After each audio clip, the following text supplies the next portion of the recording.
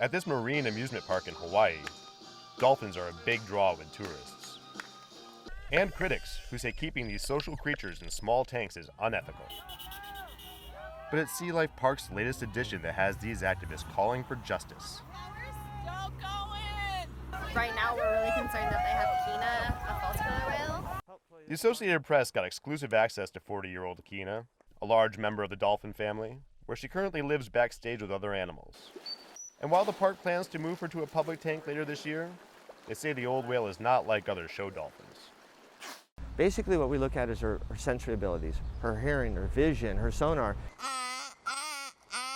And most importantly, what impact does that knowledge have on the wild populations, the animals out in the ocean?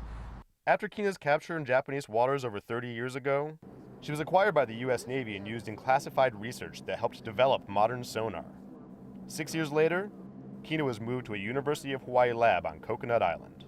But after 20 years of groundbreaking science, funding problems forced the university to sell its prized whale. I know Jeff Pawloski. I have worked with him for well over 20 years. I know he is absolutely great at taking care of animals. I know that he is a very good friend of Kina's and has been for a very long time. Still, critics are blasting the move, saying Kina will be used for profitable entertainment, not science. The well-being of the animals is not the priority. The ticket sales are the priority. But university and park officials say research will continue with Kina. Echolocation studies that could help her wild counterparts avoid fishing hooks and other deadly entanglement hazards. The only places left that keep marine mammals where research can be done are public display facilities like Sea Life Park. But activists think that animals like Kina should be freed from tanks and put in large ocean-based enclosures, something the Whale Sanctuary Project hopes to make happen. This is about changing our relationship with these animals from one of exploitation to one of respect.